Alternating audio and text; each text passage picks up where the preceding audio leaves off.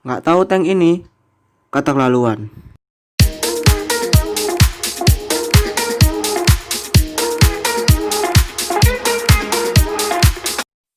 Nah, sebelumnya aku mau minta maaf karena dalam pembuatan video ini ada gangguan suara-suara lain ya. Halo sobat wibu dan historian yang ada di luar sana. Selamat datang di channel History Anime, di mana kita akan membahas anime, militer, dan juga sejarah yang ada di dunia. Ya meskipun nggak ada hubungannya sih, tapi ya nggak apa-apa lah. Oke, dalam video kali ini aku nggak bahas anime dulu karena aku pernah upload 2 video anime dan dua-duanya itu di blog YouTube karena masalah copyright. Jadi hari ini aku nggak mau bahas anime dulu, aku mau bahas tentang kemiliteran dalam Perang Dunia Kedua, tau lah ya. Oke, dalam video kali ini aku bakal bahas satu tank yang paling terkenal dalam sejarah, yaitu Panzer IV. Iya, Panzer IV atau Panzerkampfwagen 4 adalah salah satu tank medium Jerman yang diproduksi dan dikembangkan pada tahun 1930-an dan digunakan pada Perang Dunia Kedua oleh Jerman. Dalam video ini aku bakal bahas sejarah pembuatan, pengembangan, spesifikasi, dan sejarah pertempuran dari tank ini. Oh iya, aku juga mau ngingetin, silahkan subscribe channel ini jika kalian merasa channel ini bermanfaat, agar channel ini semakin berkembang dan aku lebih semangat bikin videonya. Oke? Jadi, selamat menonton. Asal muasal. Pada awalnya, Panzer IV digunakan untuk kendaraan lapis baja pendukung infanteri, bukan untuk melawan tank musuh.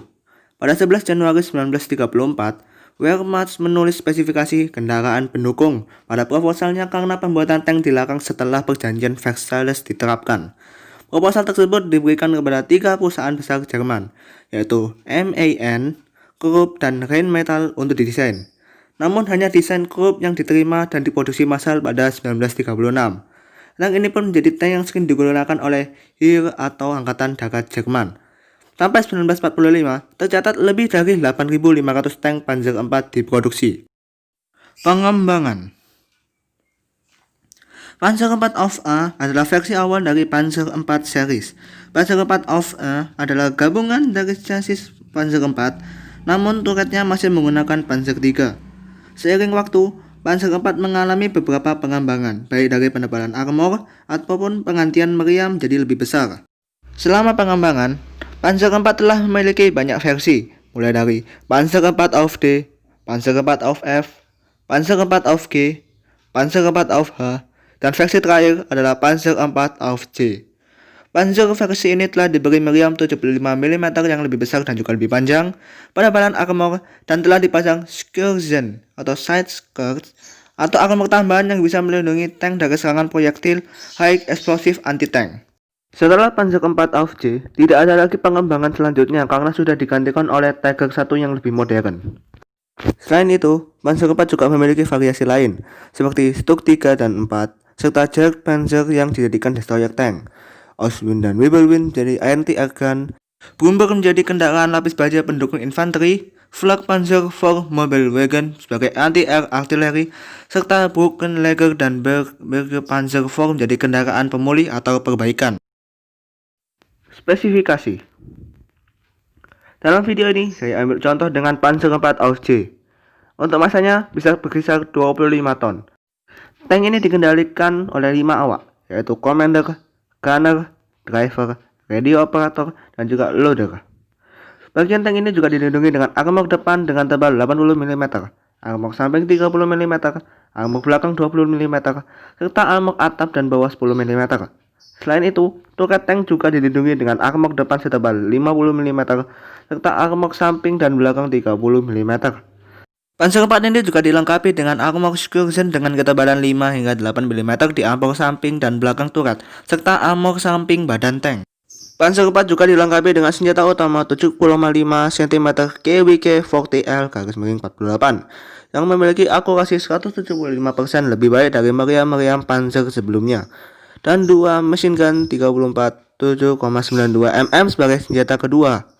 Panzer IV of J memiliki jangkauan operasional 200 km dan kecepatan maksimumnya bisa mencapai 38 km per jam. Sejarah pertempuran. Pada saat kampanye Polandia, pasukan tank Jerman memiliki 1445 Panzer I, 1223 Panzer II, 98 Panzer III, dan 211 Panzer IV. Namun karena fungsi Panzer IV masih belum maksimal, maka banyak tank-tank tipe ringan Jerman termasuk Panzer IV dihancurkan oleh senjata anti-tank, bukan battle antar tank. Pada operasi Volgelb, Jerman mengerahkan 523 Panzer I, 955 Panzer II, 349 Panzer III, 278 Panzer IV, 106 Panzer 35T, dan 228 Panzer 38T. Pada saat itu, pertahanan koalisi Inggris, Prancis, Belanda, dan Belgia dan Luxembourg pada saat itu diperkuat dengan tank Soma dari Prancis dan juga tank Matilda II dari Inggris. Pada dasarnya, tank sekelas Panzer IV versi awal dengan senjata utama 7,5 cm-nya tidak bisa menembus tank Soma milik Prancis, serta Matilda II milik Inggris yang masing-masing dilengkapi armor 55 mm dan 75 mm. Nyatanya, Panzer IV versi awal hanya bisa menembus armor setebal 43 mm pada jarak 700 meter. Namun dengan koordinasi yang tepat dan juga taktik blitzkrieg Jerman yang lincah, pertahanan tersebut bisa dijebol dan akhirnya Jerman menguasai Belgia, Belanda, Luxembourg, dan Prancis. Selain itu, Panzer IV juga berpartisipasi dalam invasi Yugoslavia dan invasi Yunani pada 1941. Pada saat kampanye Afrika Utara, Ratusan Panzer III dan IV dikirim bersama Deutsche Afrika Korps untuk membantu Italia mempertahankan koloninya dari serangan invasi sekutu. Pada kampanye ini, Panzer IV kembali bertemu dengan masalah yang tidak bisa ditanganinya, yaitu tank Matilda II milik Inggris. Namun dengan senjata utama yang telah diperbarui, Panzer IV dapat menembus semua tank Amerika dan Inggris pada saat itu hingga jarak 1.500 meter.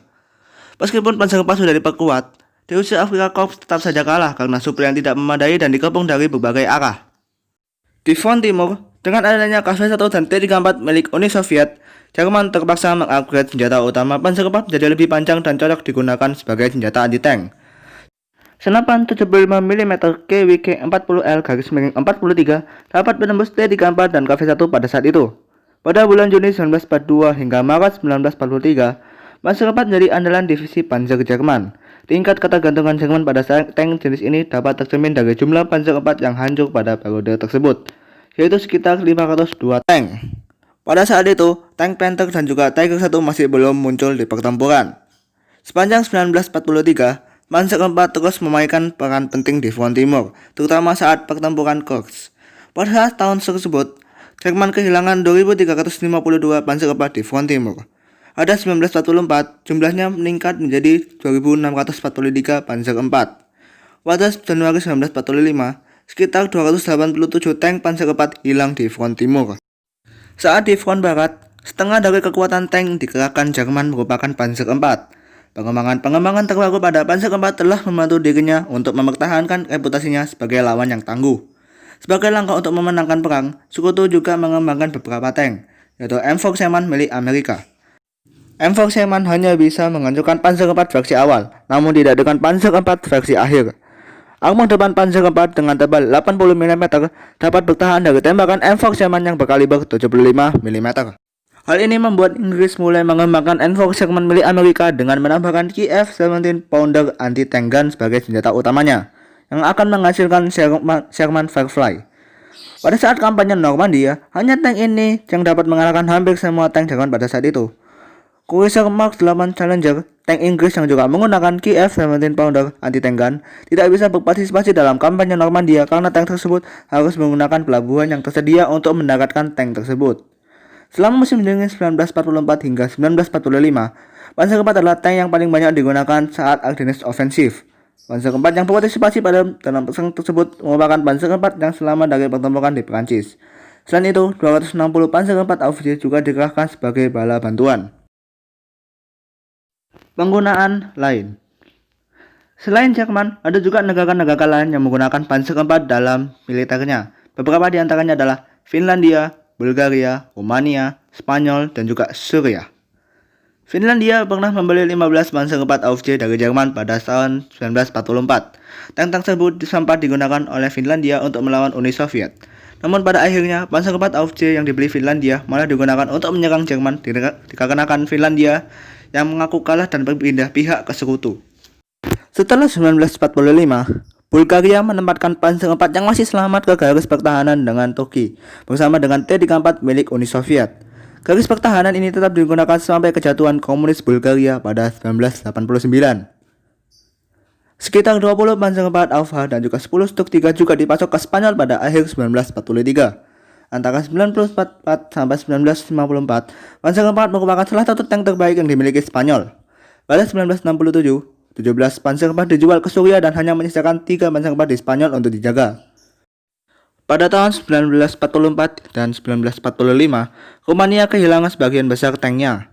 Pada 9 Mei 1945, Rumania hanya memiliki 2 Panzer IV. Setelah perang berakhir, Rumania mendapatkan 50 Panzer IV hasil rampasan dari Uni Soviet. Tank ini tetap beroperasi hingga 1950, ketika Angkatan Darat Rumania hanya menggunakan alutsista produksi Uni Soviet. Suriah juga menerima sekitar 60 Panzer IV yang diperbarui di Prancis pada 1950 dan 1952. Selain itu, Suriah juga membeli 60 Panzer IV dari Cekoslovakia dan 17 lainnya dari Spanyol. Panzer IV yang dimiliki Suriah berperan aktif dalam beberapa pertempuran, salah satunya adalah Perang 6 Hari. Selain itu, Turki juga membeli 35 Panzer IV yang diterima hingga 4 Mei 1944. Tank-tank Panzer IV yang dikirim merupakan Panzer IV Auf G dan juga Panzer IV Auf H.